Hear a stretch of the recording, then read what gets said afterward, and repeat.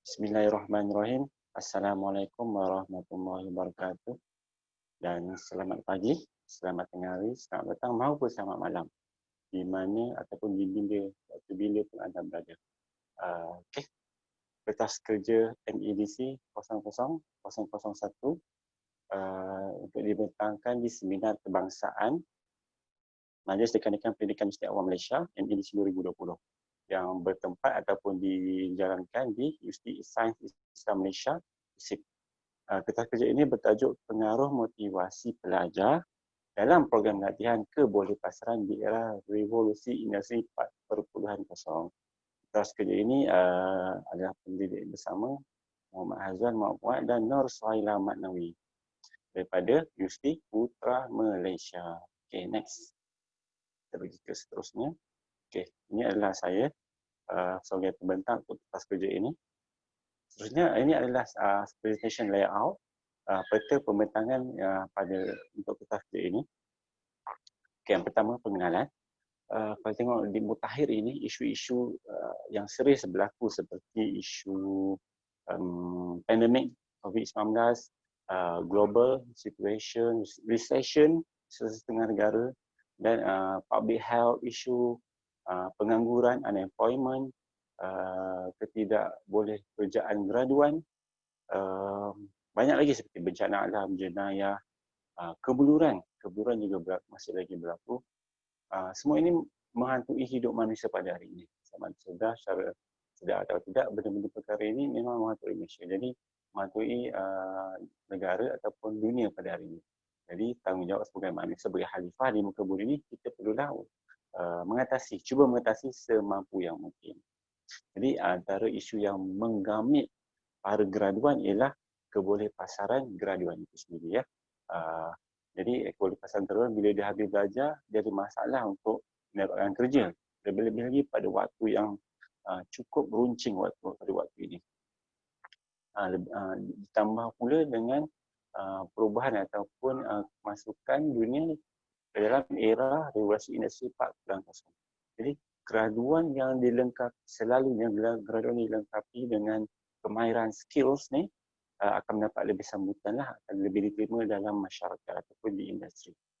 Okay, seterusnya, institusi pendidikan pada hari ini dikatakan adalah tempat ataupun medium yang sepatutnya graduan-graduan ini belajar kemahiran kebolehpasaran ataupun employability. Jadi mereka sepatutnya mendapatkan kemahiran itu di sinilah. Kerana mereka sukakan graduan yang ready-made ataupun ready-made yang lebih lengkap dan tidak perlu membuangkan masa ataupun bahan untuk melatih semua dari orang ni. Jadi dia nak yang dah lengkap semua. Jadi disokong dengan Pelan Pembangunan Pendidikan Malaysia untuk pendidikan tinggi 2015-2025 yang juga menggariskan lonjakan negara dalam membantu pembentukan graduan holistik yang mempunyai ciri-ciri keusahawanan dan kebolehpasaran.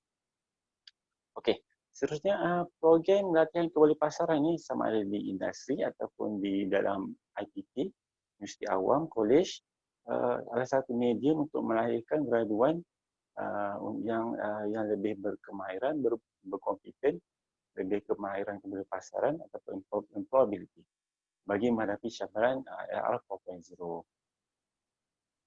Okey, sebab program-program yang dijalankan oleh universiti ataupun institut kemahiran ini penting untuk melatih mereka ni lah. So, jadi tujuan kajian ini adalah bertujuan untuk meneroka faktor-faktor pembentukan motivasi pelajar dalam program latihan kebolehpasaran dan juga meneroka kesan pembentukan motivasi pelajar dalam program latihan kebolehpasaran di program CHAM di UPM, Universiti Putra Malaysia. Okey, kalau kita tengok demi literature review dia berkisar pada teori-teori minat dan teori motivasi.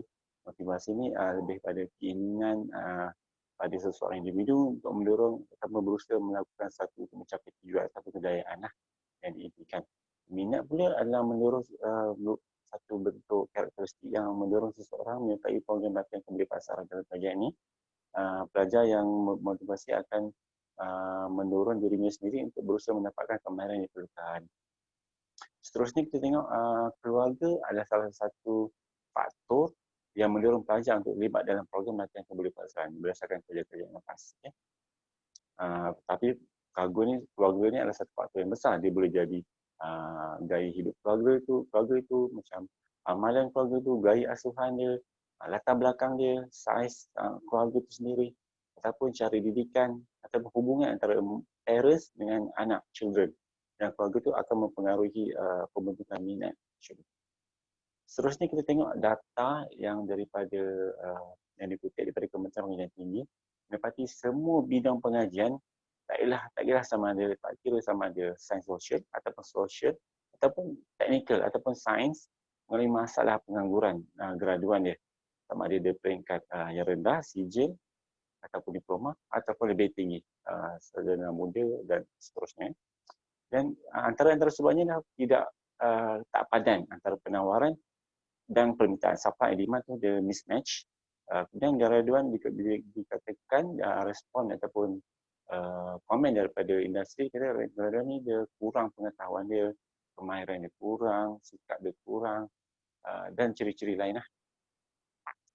Dan institusi pendidikan dikatakan hanya fokus pada akademik, tidak pada kemahiran, walaupun terdapat kemahiran, terdapat institusi pendidikan yang memang fokus pada kemahiran sebenarnya. Dan perkara ini boleh dibincangkan lebih lanjut boleh dibahaskan. Dan pusat pengembangan kesawanan ataupun di UPM terdapat Pusat Pembangunan Kesawanan dan Kebolepasaran Graduan CHAN. Pusat ini bertujuan mengadakan inisiatif untuk meningkatkan kualiti dan kemahiran graduan melalui program CHAN dalam bidang kesawanan selari dengan keperluan regulasi industri 4.0. Jadi kat CHAN ni kita ada program yang untuk program kesawanan bagi pelajar ataupun pelajar mahasiswa UPM untuk bergiat dalam program ni supaya dapat meningkatkan kemahiran kebolepasaran mereka, terutama dalam bidang keusahawanan. Okey, kajian ini adalah kajian kualitatif dengan menggunakan kaedah temu bual secara berstruktur dan yang telah disahkan oleh pakar dan pengkaji sebagai instrumen dalam kajian ini.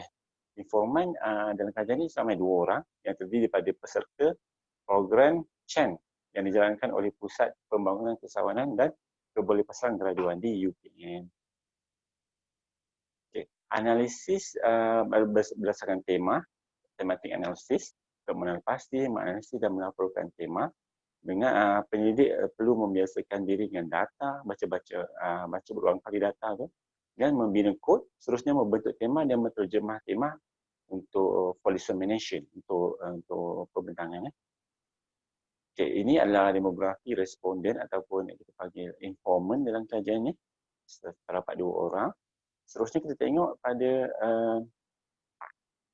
pembentukan motivasi. Faktor-faktor pembentukan motivasi dalam kajian ini kita dapati ada 2, iaitu motivasi intrinsik dan motivasi ekstrinsik. Okey, untuk motivasi intrinsik kita dapati terdapat 2, iaitu kategori daripada diri sendiri dan kategori minat. Jadi faktor-faktor yang membentuk motivasi pelajar untuk terlibat dalam program CHAN didapati dari pengaruh luar. Tiada daripada pengaruh luar, dari paksaan, dan semuanya hampir kebanyakannya datang dari minat, cita, pengetahuan dan kesedaran diri sendiri. Untuk motivasi ekstrinsik, kita dapati kategorinya daripada keluarga, jaminan kerja, persekitaran, sikap orang luar, rakan-rakan, dan pengaruh media. Kita tengok pengaruh media dari ceramah, video dan sikap orang lain ataupun rakan-rakannya untuk memajukan diri. Jadi individu sendiri terpengaruh untuk menyertai program CHAN dan lain-lain. Kita tengok. Seterusnya kesan-kesan pembentukan motivasi itu kita tengok tema dia iklim perhubungan pelajar dengan motivasi dalam program latihan kebolepasaran. Kategorinya kesan pembentukan motivasi. Kesannya kita dapati peningkatan kemahiran insaniah lah antara yang major, yang besar berarti, dan pelajar berasa puas setelah menyertai program latihan kebolepasaran CHAN di UPM itu sendiri. Dan kita dapat tengok minat semakin bertambah dalam program kebolepasaran dan keusahawanan. Jadi selepas dia menyertai program kebolepasaran ataupun semasa berada dalam program tu, mereka lebih tertarik, minat mereka semakin bertambah, kecenderungan semakin bertambah. Jadi dia merangsang sikap dipanggil lifelong learning ya. Dalam kalangan peserta, 2 orang responden informan kajian ini. Okey, kesimpulan yang dia boleh dapati daripada kajian ini, motivasi pelajar untuk terlibat dalam program latihan kebolehpasaran dan keusahawanan datang dari diri sendiri dan juga pengaruh luar yang disebabkan ataupun yang dikenali sebagai motivasi ekstrinsik. Jadi, dorongan daripada diri sendiri, inner belief, ataupun daripada luar juga. Kalau tengok dari senarai tadi lah. Kemudian pendedahan ilmu kita dapati kepada kemahiran kebolehpasaran dan keusahawanan dapat mendorong pelajar untuk berminat menyertai program kebolehpasaran dan keusahawanan yang lain. Jadi selepas menyertai program ni, pelajar dia semakin berminat menceburi ataupun dia terlibat dalam program-program yang lain yang supaya dapat meningkatkan kemahiran kebolehpasaran, mencipta peluang lain dan sebagainya. Dan didapati guru dan masyarakat tidak terlibat secara langsung atau tidak memainkan peranan utama dalam pembentukan motivasi pelajar terhadap program latihan kebolehpasaran. Sebab program latihan kebolehpasaran yang dijalankan oleh CHAN UPN ni, dia tidak wajib ataupun tidak menjadi satu keperluan. Jadi hanya satu option atau pilihan kepada pelajar. Jadi pelajar yang rasa sedar untuk menaikkan kemahiran mereka, kemahiran insaniah, kemahiran kebolehpasaran, kemahiran keusahawanan, mereka akan sign up pada program dan akan mengikuti lah. Jadi itu yang kita dapati, guru dan pensyarah tidak terlibat secara langsung dalam pembentukan motivasi pelajar dalam program ini, dalam program latihan kebolehpasaran. Jadi setakat itu saja untuk pembincangan saya kali ini. Wabillahi taufiq wal hidayah. Wassalamualaikum warahmatullahi wabarakatuh.